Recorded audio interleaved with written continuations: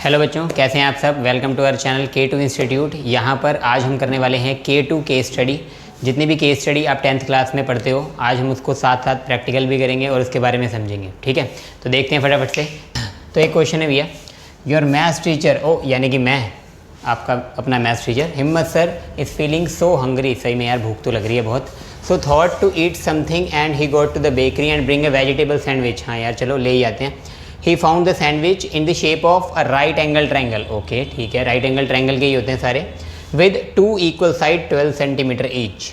On the basis of our information answer the following question. अच्छा चलो बाद में कर लेंगे, पहले भूख लग रही है यार, मैं तो जा नहीं पा रहा। अरे कोई है क्या, सैंडविच दे दो यार। अच्छा चलो पहले खा ही लेते हैं, भूख लग रही है बहुत।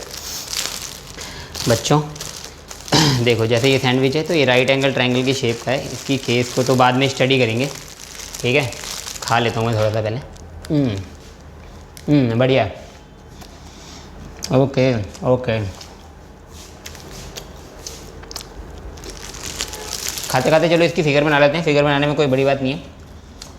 वगैरह राइट एंगल ट्रायंगल है और 2 साइड इक्वल हैं, ठीक है। तो एक आइसोस्केलेस राइट एंगल ट्रायंगल बना लेंगे हम।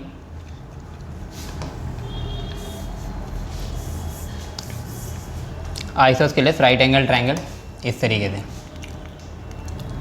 ठीक है। बिल्कुल ऐसी शेप का लग रहा है। हाँ हाँ बिल्कुल।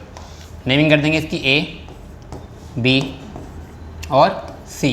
ये आपका 90 डिग्री का एंगल हो गया। क्वेश्चन में बोला है कि 2 साइड 12 सेंटीमीटर है, तो ये भी 12 ले लेते हैं और ये भी 12 ले लेते हैं, ठीक है। ओके, बाकी की दोनों तो एक्यूट ही माने जाएंगे।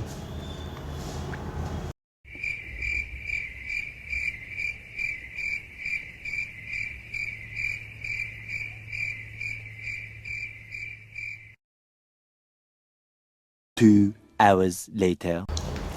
मज़ा आ गया। चलिए, तो क्या क्या पूछना चाह रहा है वो जी। तो वो कहना चाह रहा है find the value of longest side. भैया 2 की तो हमें पता ही है, ये है आपकी 12 सेंटीमीटर, ये भी है 12 सेंटीमीटर।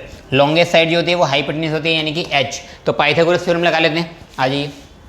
तो solution here p square plus b square is equals to h square.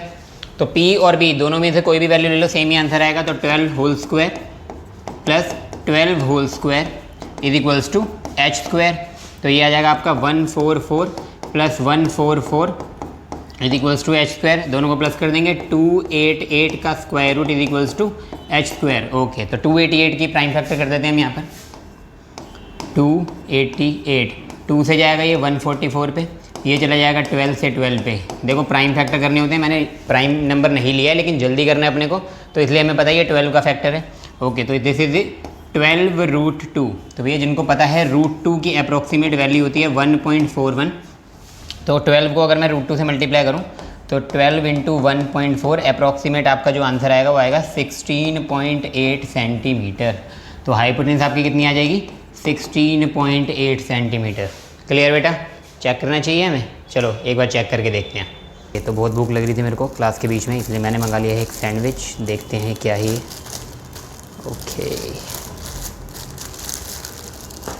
Okay, तो सैंडविच तो भैया देखने में कुछ राइट एंगल ट्रायंगल सा लग रहा है।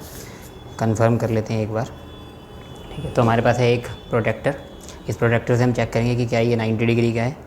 तो यस, बिल्कुल 90 डिग्री का एंगल बन रहा है। ओके, इसकी मेजरमेंट ले लेते हैं एक बार। तो जो लेंथ है, ठीक है, एक साइड जो है इसकी ये आ रही है आपकी यहाँ से 12 सेंटीमीटर, देख पा रहे हो आप। ओके, दूसरी साइड यहाँ से लेके 12 सेंटीमीटर है। ओके, तो अब देख लेते हैं 90 डिग्री के ऑपोजिट वाली साइड यानी हाइपोटेन्यूज। तो हाइपोटेन्यूज आ रही है यहाँ से 1 से अगर हम स्टार्ट करते हैं तो अप्रॉक्सीमेटली आप देखिए 16.8 समथिंग आ रही है यहाँ पे। क्लियर, ठीक है बच्चों। तो हाइपोटेन्यूज हमारी एकदम करेक्ट आई है। आगे चलते हैं और वो क्या पूछना चाह रहा है। ओके, तो क्वेश्चन नंबर 2 कह रहा है वो the value of angle A. Okay, figure दोबारा बना लेते हैं। वो कह रहा है find the value of angle A. देखो एंगल ए कैसे पता लगेगा। एंगल ए देखने के लिए आपको ये देखना है कि ये वाला एंगल और ये वाला एंगल अगर मैं देखूं तो दोनों एक्स आएगा। क्लियर, ये है आपका 90 डिग्री। तो एंगल सम प्रॉपर्टी लगा लेते हैं हम। In triangle A B C, angle A plus angle B plus angle C, answer आना चाहिए 180 degree. Reason angle sum property, एक ट्राइंगल के इंटीरियर एंगल का जो सम है वो हमेशा 180 डिग्री होता है। वैल्यूज पुट करेंगे। एंगल ए मुझे नहीं पता, एक्स है, एंगल बी 90 डिग्री है, एंगल सी भी हमारा एक्स है 180 डिग्री। अच्छा, दोनों एंगल इक्वल क्यों हो गए भैया? आइसोस्केलस ट्राइंगल, आइसोस्केलस ट्राइंगल है ना, तो दो साइड अगर इक्वल है तो दो एंगल भी इक्वल होंगे। ओके, एक्स और एक्स हो जाएगा आपका 2x और ये हो जाएगा 180 माइनस 90। तो 2x की वैल्यू अगर 90 आ रही है तो x की वैल्यू कितनी हो गई? 45 डिग्री। और अगर x की वैल्यू 45 है तो एंगल ए भी कितना हो गया आपका? 45 डिग्री। क्लियर है यहाँ तक? ओके, अगला देखते हैं क्या कह रहे हैं। अच्छा, देखने से पहले एक बार चेक तो कर लो, ठीक है। तो मेज़र करेंगे एंगल ए को, जो हमारा सैंडविच है उसमें से एक्यूट एंगल को मेज़र करके देखते हैं कि कितनी वैल्यू आ रही है। ओके, तो हम बाकी के एंगल्स भी देख लेते हैं। तो ये तो 90 डिग्री का एक एंगल हो गया। दूसरा जो एक्यूट एंगल होता है, यहाँ से मेज़र करेंगे इसको, तो ये आ रहा है यहाँ पे 40 और 50 के बीच में, तो 45 डिग्री का एंगल हो गया। जी, देख लिया आपने। चलिए अगला वाला देखते हैं। तो नेक्स्ट वो कह रहा है the value of angle C, क्योंकि एंगल ए और एंगल सी दोनों ही बराबर हैं, तो एंगल सी भी हमारा कितना आ जाएगा? 45 डिग्री। चेक कर लो एक बार आप, पहले चेक कर लेते हैं यहाँ पे रख के।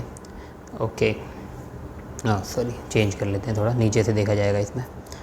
बेस रखा, पॉइंट रखा, ये भी आपका अप्रॉक्सीमेट 40 और 50 के बीच में आ रहा है, तो 45। ओके, उस साइड इक्वल है, इसी वजह से दो एंगल भी इक्वल हैं। चलिए, ओके, क्लियर? ओके, तो नेक्स्ट क्वेश्चन देखते हैं। नेक्स्ट वो कह रहा है कि भैया जो आपने फिगर बनाई है उसमें से निकालिए tan A की वैल्यू। फिगर है हमारी ये, बार बार मैं बना रहा हूँ figure.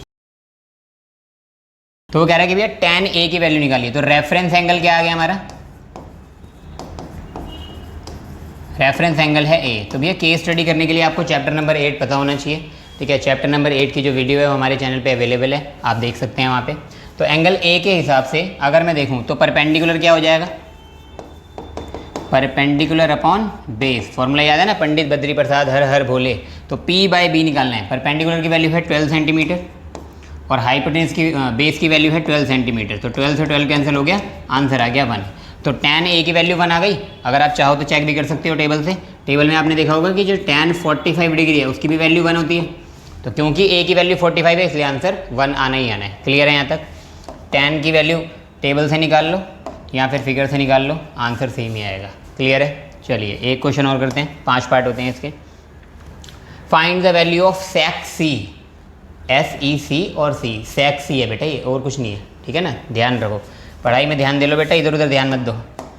sec of angle C निकालना है अपने को, ठीक है ना। तो फिगर के अकॉर्डिंग ये है B, ये है हमारा C, ये है हमारा A। तो C जो है अभी हमारा ऊपर की तरफ है, तो हम कोशिश करते हैं इसको इस तरीके से करें कि हमें देखने में आसानी हो। तो ट्रायंगल को इस तरीके से हम शिफ्ट कर देंगे, ठीक है। तो C आ गया है आपके पास नीचे, A चला गया है ऊपर, ठीक है। ये आ गया आपके पास 12 सेंटीमीटर, ये है आपका 12 सेंटीमीटर और ये है 12√2 सेंटीमीटर। अब C के हिसाब से देखते हैं। तो रेफरेंस एंगल कितना है हमारा? रेफरेंस एंगल इस बार हमारा C है, तो C के अकॉर्डिंग देखेंगे परपेंडिकुलर क्या है। तो C के हिसाब से अगर C पे खड़े होकर देखूँ मैं तो परपेंडिकुलर कितना बन रहा है हमारा? AB कितना है हमारा? 12। तो sec ऑफ एंगल C या फिर sec C is hypotenuse divided by base फॉर्मूले से। तो हाइपोटेनस की वैल्यू देख लेंगे, हाइपोटेनस है 12√2 डिवाइडेड बाय बेस की वैल्यू कितनी है? 12। 12 और 12 कैंसिल हो गया, आंसर आ गया √2। और क्योंकि C जो है वो 45 डिग्री का है तो आप टेबल से मैच कर सकते हो। sec ऑफ एंगल 45 डिग्री भी हमारा √2 ही आता है। तो भैया किसी भी चीज़ को करने के एक से ज़्यादा तरीके होते हैं, बशर्ते आपको सारे तरीक़ों में मैच करना आना चाहिए, एक दूसरे से रिलेट करना आना चाहिए और अपनी नॉलेज को यूज़ करना आना चाहिए। इसी तरीके की केस स्टडी अगर आप और देखना चाहते हैं तो चैनल को सब्सक्राइब कर दो। बहुत ही अच्छी केस स्टडी लेके आएंगे, बिल्कुल प्रैक्टिकल एग्जाम्पल के साथ। क्लियर? आज के लिए इतना ही, बाय बाय, गुड इवनिंग।